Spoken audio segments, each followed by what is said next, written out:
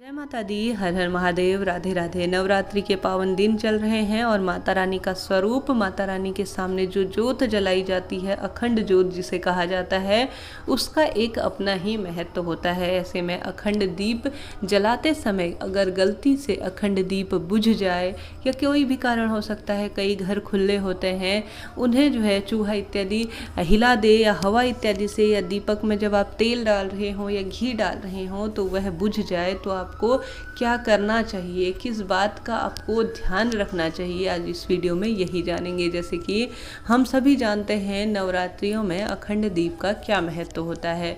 कई लोग जो है जब मनौती मांगते हैं, मनोकामना मानते हैं, तब जो है अखंड दीप प्रज्वलित करते हैं। कई लोग जो है उनके घरों में यह सालों से परंपरा चली आ रही होती है कि हमेशा ही नवरात्रि, जो चारों नवरात्रियाँ आती हैं, गुप्त नवरात्रि और प्रत्यक्ष नवरात्रि, इन चारों में अखंड दीप लगेगा। सबकी अपनी अपनी मान्यता, अपनी श्रद्धा है। कई लोग तेल का लगाते हैं, कई लोग घी का लगाते हैं। ऐसे में कई कारण हो सकते हैं, कोई भी अशुद्धता हो या किसी भी कारण से हो। कई लोग इसे अपशगुन की दृष्टि से देखते हैं। हालांकि यह अपशगुन की दृष्टि से जाना जाता है, परंतु अनजाने में हुआ कोई भी दोष जो है क्षमा योग्य होता है। ऐसे में गलती से अगर दीपक बुझ गया है, आप बत्ती में घी डाल रहे हैं, उसका गुल निकाल रहे हैं, अर्थात उसको सही से कर रहे हैं, उसके ऊपर जो गंदगी सी जम जाती है उसे हटा रहे हैं, इस कारण से, या चूहे इत्यादि आ जाते हैं, कोई जानवर आ गया है, दीपक को खंडित कर गया है, तो क्या करें।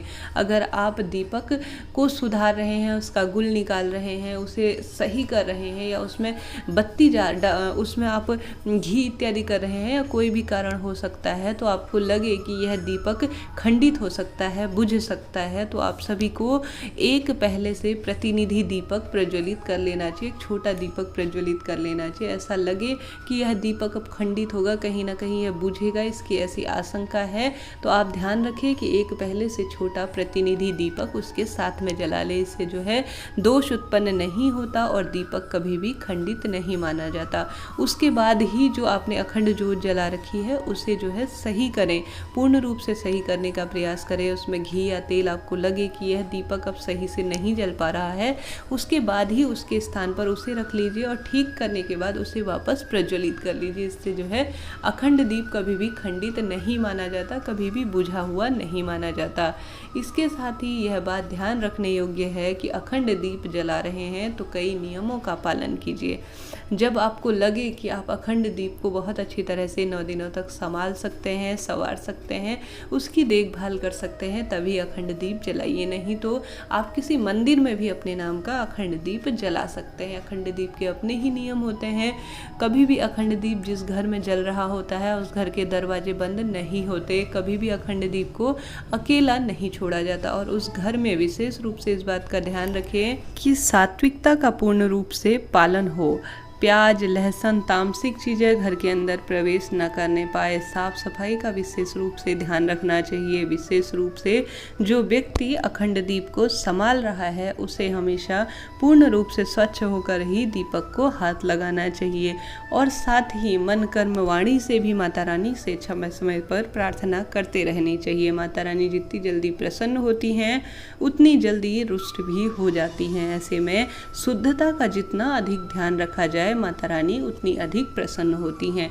दीपक के आसपास शुद्धता रखने के साथ साथ पूरे घर में जो है साफ स्वच्छता का पूर्ण रूप से ध्यान रखिए। पीरियड इत्यादि हो तो उस महिला को, जिस घर में अखंड दीप प्रज्वलित हो रहा हो, समस्त चीज़ों से दूरी बना लेनी चाहिए। इनका अपना विशेष महत्व होता है। और साथ ही कोई भी चीज़ हो घर में, मन, कर्म और वाणी से कोई भी व्यक्ति जितना संभव हो माता रानी के ध्यान, भजन इत्यादि में इन 9 दिनों तक संलग्न रहना चाहिए।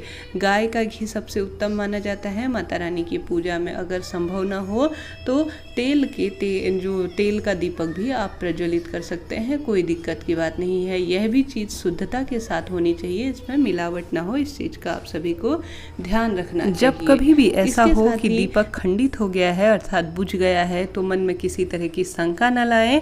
आप जो है माता रानी से क्षमा प्रार्थी हो। देखिए कोई भी गलती से दीपक बुझ गया है तेल डालते समय, या चूहे खंडित कर गए हैं, या आप उसे सुधार रहे हैं वह बुझ गई है, तो मन में किसी तरह की संकीर्णता की भावना न लाएं कि मेरे से गलती हो गई, माता रानी मेरी पूजा स्वीकार नहीं कर रही हैं, या मुझसे कोई इस तरह से गलती हो गई है, अब अपशगुन होगा या कोई होंगी, ऐसी कोई बात नहीं होती। माता रानी हमारी साक्षात माँ के स्वरूप में विद्यमान है। एक माँ अपने बच्चों के अनजाने में हुए कार्यों से हमेशा उसे क्षमा कर देती हैं। ऐसे में कुछ छोटे छोटे से नियम ध्यान रखिए, अगर ऐसा हो जाए तो क्षमा प्रार्थी हो जाए, बस मन में कोई शंका लाने की आवश्यकता नहीं है।